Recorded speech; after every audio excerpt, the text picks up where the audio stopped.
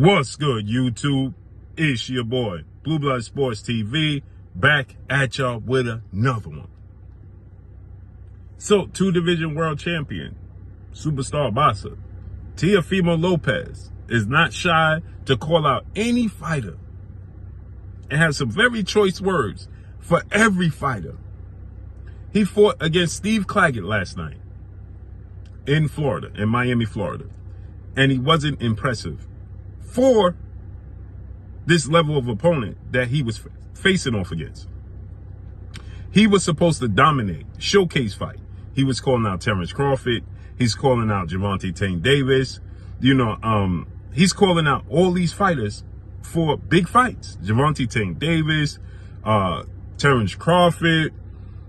He's saying Shakur Stevenson is ducking him. He's now 21 wins, 1 loss, no draw, 13 wins by way of knockout. Now he fought Steve Claggett, who had 38 wins, 7 losses, 2 draws, 26 wins by way of knockout. One time he was knocked out. 35 years of age. This was supposed to be a showcase fight for Teofimo Lopez. And he didn't impress. But he's calling out the pound for pound. Now, granted, like he stated, he shocked the world. Not me, but he shocked the world when he beat Lomachenko. I picked him to beat Lomachenko by unanimous decision, and that's how he won. And then he shocked the world because he shocked me when he beat Josh Taylor, because when he struggled with Sandor Martin, I assumed, well, you struggle with Sandor Martin, and you're going to struggle with Josh Taylor, who's a bigger, better version of Sandor Martin. At least I thought. But Josh Taylor's game plan was to be flat-footed, be aggressive, come forward. He didn't move around, he didn't box. And Teofimo Lopez outclassed Josh Taylor, to my surprise. And so he said he shocked the world once, he shocked the world twice, he wanted to do it twice. 3 times, tres. Right?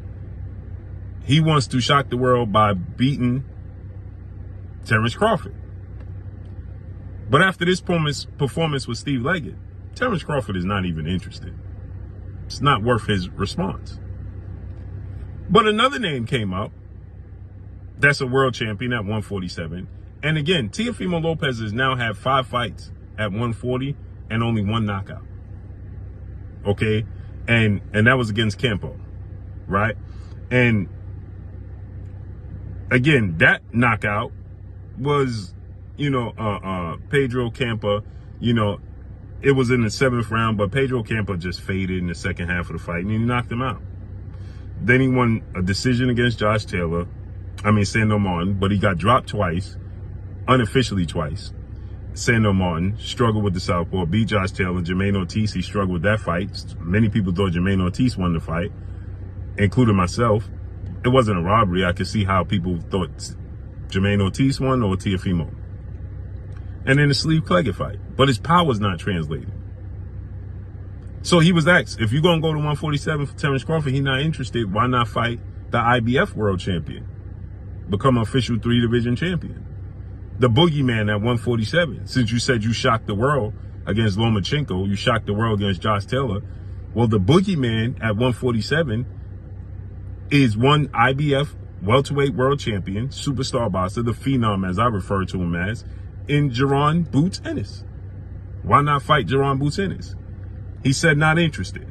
Teofimo Lopez, not interested. Is that a shocker? That he's not interested in the fight with Jaron Boots Ennis? You said that you could shock the world against Terrence Crawford. Jaron Ennis, 31 wins, no loss, no draw, 28 wins by way of knockout, 27 years of age, 5'10" with a 74-inch arm reach. He's 2 inches taller than Terrence Crawford's same arm reach. Terrence Crawford has knocked out and stopped his last 11 and 12 opponents. Why not fight Jaron Boots Ennis? Right? He immediately said no. Now, I can understand the risk versus reward. Fighting Terrence Crawford, the pound-for-pound best fight in the world. Terrence Crawford, you're going to get more money fighting Terrence Crawford. But the statement you can make if you fight and shock the world and beat Jaron Ennis will be bar none. Terrence Crawford, 37 years of age. Jaron Boots Ennis, 27, just turned 27. You shocked the world. He immediately said no. Not interested. Again, the risk versus reward, understandable. But it's the style. See, Boots Ennis can move around. See, they can use fighters in the sport of boxing stands behind this quote unquote risk versus reward, and it's very understandable. See, you can't really debate the risk versus reward. You understand what I'm saying? Because it's still prize fighting. So when you look at the risk versus reward, you can understand when he's like, nah, he's a high risk, low reward. So people stand behind that and it justifies it. So fighting Gervonta Tank Davis, who's one or two faces of the sport of boxing as far as the draws go, you get paid handsomely to fight Gervonta Tank Davis. You're going to get a career high payday. You fight Terrence Crawford, you're going to get a career high payday. Fighting Jaron Ennis, you're going to get a career high payday, but not like the payday you're going to get with Terrence Crawford and with Tank Davis. But also, too, it's the style matchup. See, Jaron Ennis, he knows at 37, Terrence Crawford is going to be right there. He ain't moving. And Terrence Crawford going to stop him. But Terrence Crawford he ain't moving. He ain't going to have to look for Terrence Crawford. See, he might have to look for Jaron Boots Ennis, who can box, who's more energetic right now than Terrence Bud Crawford, right? And they both from the East Coast. Philly, New York rivalry makes sense, right? Can happen right here in New York. He immediately says no, not interested.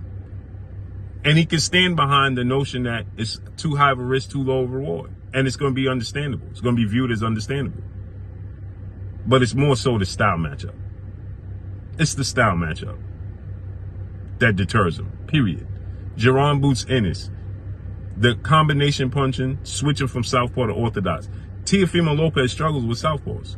Now, again, Josh Taylor, he didn't struggle so much with Josh Taylor because Josh Taylor was there for the pickings, right? He gave up his height. He gave up his size. He was falling in. He was very sloppy. No, and I'm not trying to take away from Teofimo Lopez's win, but Josh Taylor was very sloppy. He just was. Jaron Boots Ennis can fight southpaw or orthodox, give you different angles, hand speed. His hand speed is faster than Terrence Crawford right now. He's younger than Terrence Crawford, and he's bigger than Terrence Crawford. He's bigger than Tank Davis, and he's same size as Josh Taylor, but longer arms. Josh Taylor's 5'10" with a 70-inch arm reach. He is 5'10", that being Boots Ennis, with a 74-inch arm reach, and switches from southpaw to orthodox, and not going to be sloppy and all over the place. But that's a big marquee fight, and it's a world championship fight for Teofimo Lopez. Why not take it? I mean, when Devin Haney was talking about moving up, everybody said Devin Haney should fight Jaron Boots Ennis. Why does he get a pass to fight Jaron Boots Ennis? But we know why. Jaron Boots Ennis will stop Teofimo Lopez. And that's all I got for y'all, man. Make sure you hit the like button. Drop a comment in the comment section. Let me know what y'all think. Y'all already know what it is. It's your boy Blue Blood Sports TV. Hate, like, comment, and subscribe. If you haven't subscribed, hit the subscribe button, hit the like button, hit the bell icon to get all the new notifications. Follow me on Instagram at Blue Blood Sports TV, all one word. That's all I got for y'all. I'm gone. Peace.